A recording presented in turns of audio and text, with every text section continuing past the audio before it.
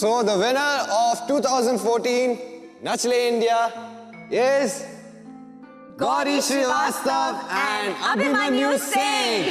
Hot chocolate. Thank you Menka. क्या सोच रही हो मैडम? थैंक यू, तुमने मुझे. It's okay. In fact you know what, मैं ना जब भी इस घर पे पार्टी करती हूँ ना, तो मेरी जो लैंडलेडी है ना, उससे मेरी लड़ाई हो जाती है और वो मुझे घर से बाहर निकाल देती है. तो यू नो, मुझे भी कहीं ना कहीं 2-3 दिन के लिए रहना ही पड़ता है. फिर भी मैं तुम्हारी फ्रेंड नहीं हूँ. आई मीन कॉम्पिटिटर थी तो.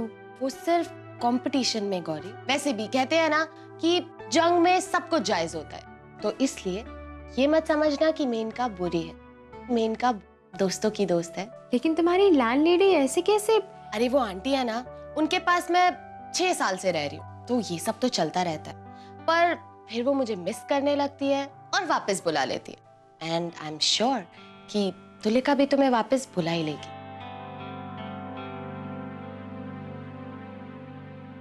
इतना क्या सोच रही है? जो हुआ उसके बारे में या जो हुआ उसकी वजह से जो होने वाला है? इस कंपटीशन के लिए मैंने बहुत मेहनत की थी, पर आज जीतने के बाद भी वो जीत अधूरी सी लग रही है. जो कुछ भी हुआ उसके बाद तुलिका के घर जाना, मुझे एक नया घर चाहिए रेंट पे. तू मेरी मदद करेगी? गौरी, तुम्हें रेंट पर घर लेने की क्या जरूरत है? अब तो तुम घर खरीद सकती हो. पर वो क्या है ना, इस टाइम पर किसी भी एजेंट की दुकान खुली नहीं होगी. तो एक काम करो, अपने दिमाग की दुकान पर ताला डालो और चुपचाप हॉट चॉकलेट पीकर सो जाओ.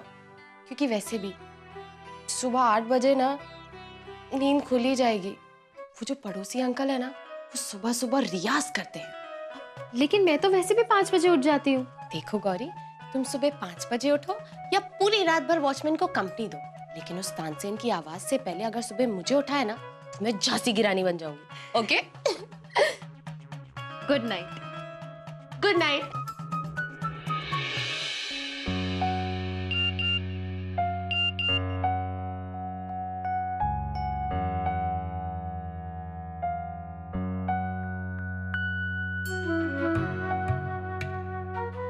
दोनों में से किसी को भी परवाह नहीं कि मैं कहाँ हूं. अगर थोड़ी सी भी दोस्ती बची होती तो एक फोन कॉल तो करते. क्यों? मैं क्यों फोन करूं उसे? मुंबई में सर्दी कितनी बढ़ गई है ना. तुलिका, तेरे रूम में सो जाते हैं. तेरा कमरा बहुत गर्म है.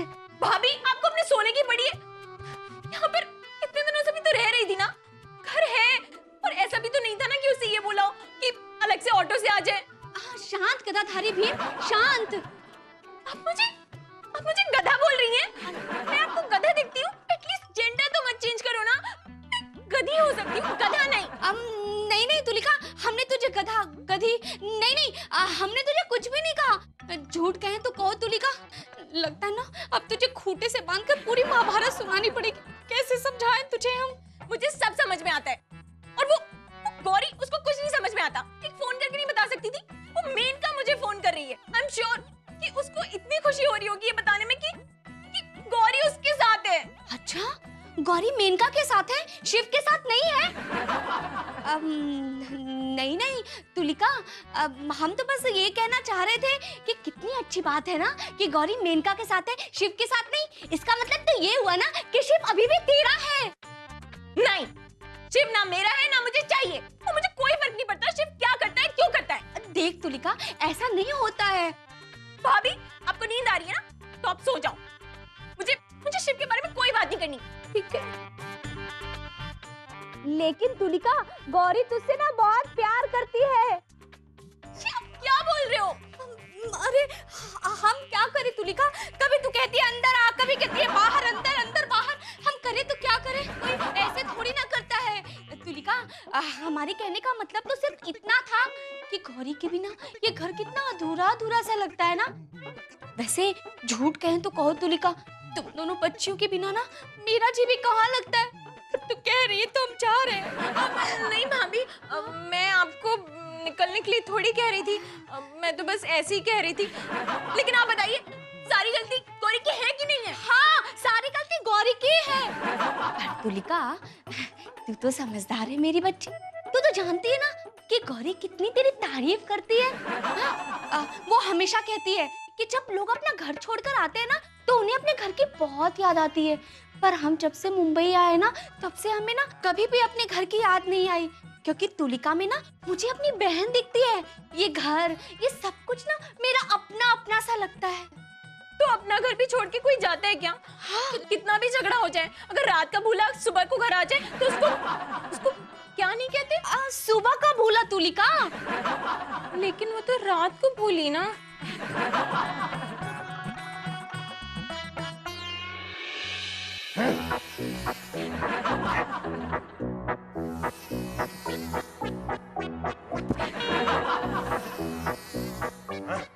ये मच्छर ना साला। और खोल के रख खिड़की, मच्छर तो क्या मगरमच्छ भी आ जाएगा। मुझे पता है क्या लगता है, ये जब कान के पास मच्छर गू गू गू गू करता है ना, ये फीमेल मच्छर होता है, पक्का कंफर्म। और साइंटिस्ट साहब, इस नतीजे पर आप कब पहुंचे?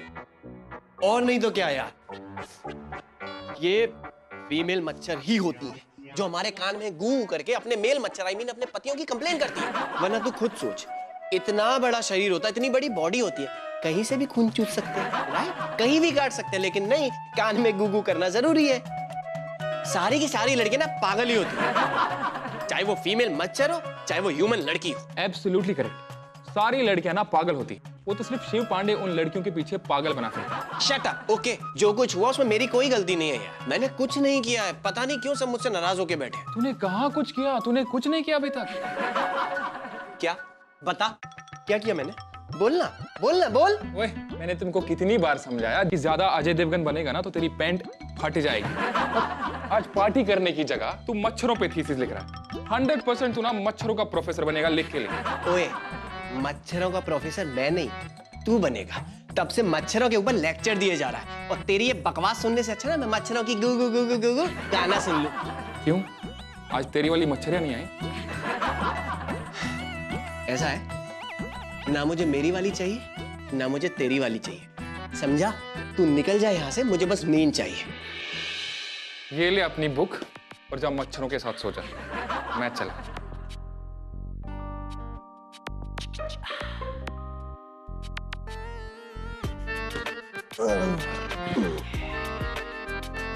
Let's go.